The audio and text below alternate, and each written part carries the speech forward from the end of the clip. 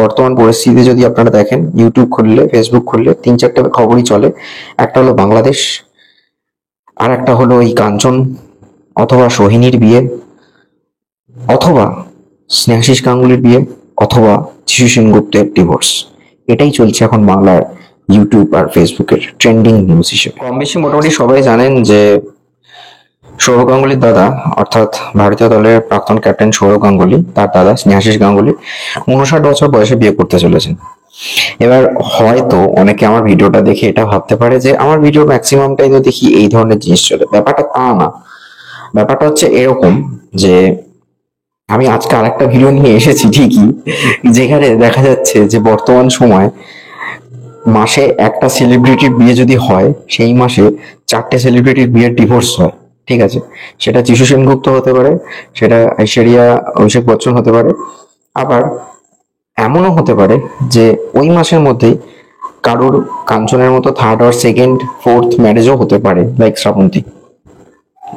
এবার ঘটনাচক্রে আমিও একটু অবাক হলাম যে বর্তমান সময় দেখা যাচ্ছে যে 59 বছর বয়সে একজন বাঙালি, ঠিক আছে, এটা যদি ইউরোপ আমেরিকা হতো মানা যেত, কিন্তু বাঙালি 59 বছর বয়সে একজন বাঙালির ইউথ আইকনের দাদা হয়ে, এবং সোকল্ড তিনি সিএবির প্রেসিডেন্ট অলসো, মানে তিনি নিজে একজন সিএবির প্রেসিডেন্ট অলসো, তিনি কিনা সেকেন্ড ম্যারেজ করছেন 59 বছর বয়সে। কাকে না,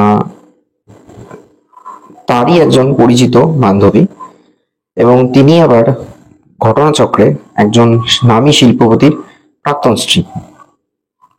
এবার ডিটেলস আসা যাক।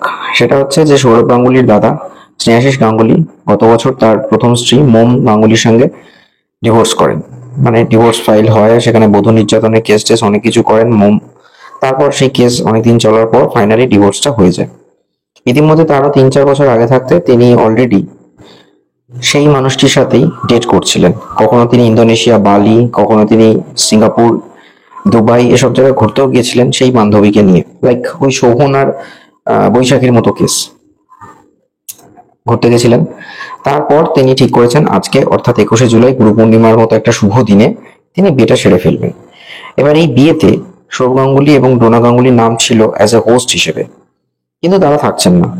প্রথমত বলি, সৌরভ আর ডোনা কিছুদিন আগেই আমেরিকা গেছিলেন, যেখানে তার মেয়ে রয়েছে অলরেডি, এবং সেখানে ঘুরেছিলেন। গরমকালটা ইউজুয়ালি ইউরোপ বা আমেরিকাতেই প্রত্যেক বছর তিনি ঘুরতে যান, কাকা থাকেন বলে। তো সেরকমই এবছরও ঘুরতে গেছিল। তো হঠাৎ করেই জানতে পারে যে তার দাদার বিয়ে, এবং সেখানে তাদের নাম রয়েছে। ডোনা গাঙ্গুলি ফিরে এসেছেন। সৌরভ হয়তো আইসিসির একটা মিটিং ছিল শ্রীলঙ্কা, সেটা পোস্টপোন হয়েছে বটে, এখনো দেশে ফেরেননি, কিন্তু তিনি বিয়ের দিন ফিরছেন না, পরে ফিরবেন। এবং 7ই আগস্ট নিম বাইপাসের ধারের একটা বড় হোটেলে তাদের রিসেপশন আছে, অর্থাৎ এই স্নেহাশিস গাঙ্গুলি এবং তার উদ্ভিদ। কিন্তু সেখানেও ডোনা গাঙ্গুলি বা সৌরভ গাঙ্গুলি কেউই থাকছেন না, এবং তাদেরকে প্রশ্ন করালে তারা ব্যাপারটা এড়িয়ে গেছেন। যত যাই হোক, আবারও বললাম বাঙালি, তো সেক্ষেত্রে একটা হিচকিচ তো থাকেই যায়। তো 59 বছরের একজন মানুষ, মানে সো কল্ড আমাদের দেশে 60 বছরের মানুষ রিটায়ারমেন্ট নেয়, 59 মানে তাকে প্রৌঢ় বলা হয় বা বৃদ্ধের একেবারে সম্মুখে, সেরকম মানুষ। যদিও এটাও ঠিক যে age is just a number, এসব রয়েছে মোটিভেশনাল ব্যাপার স্যাপার। তারপর সৌরভ গাঙ্গুলি দাদা সিএবির প্রেসিডেন্ট স্নেহাশিস গাঙ্গুলি বিয়ে করছেন। 7ই আগস্ট তার রিসেপশন আছে, কিন্তু সেখানে কেউই উপস্থিত থাকছেন না, সৌরভ, সানা, অড্ডনা। এই ব্যাপারে তাদেরকে জিজ্ঞেস করা হলে তারা কেউই উত্তর দেননি।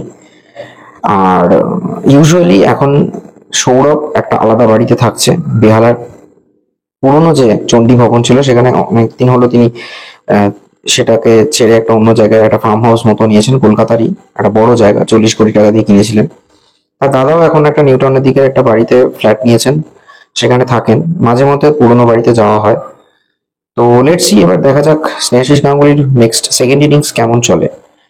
আর হ্যাঁ, এবার একটু বলে রাখি, যাকে বিয়ে করছেন তার এজ 48 বছর। তিনি হলেন অর্পিতা চট্টোপাধ্যায়। অর্পিতা চট্টোপাধ্যায়ের বিজনেস রয়েছে, তার আগের পক্ষের স্বামীর বিজনেস ছিল, এবং তার বাবারও বিজনেস আছে। তাদের মূলত ছত্তিশগড়ে কিছু কেমিক্যাল ফ্যাক্টরি রয়েছে, তো তাদেরও যথেষ্ট বিপুল সম্পত্তি এবং প্রভাবশালী, তারা সমাজের একটা অংশ। তার সাথেই বিয়ে হচ্ছে এই স্নেহাশিস গাঙ্গুলি। স্নেহাশিস গাঙ্গুলি 1990 সালে যখন রঞ্জি চ্যাম্পিয়নের হওয়ার আগে সেই ম্যাচে ফাইনালে তিনি খেলতে পারেননি, তখন তার চোটের জন্য ভাই খেলতে সুযোগ পায়। সেই বছর 1990 সালে বাংলা রঞ্জি জেতে।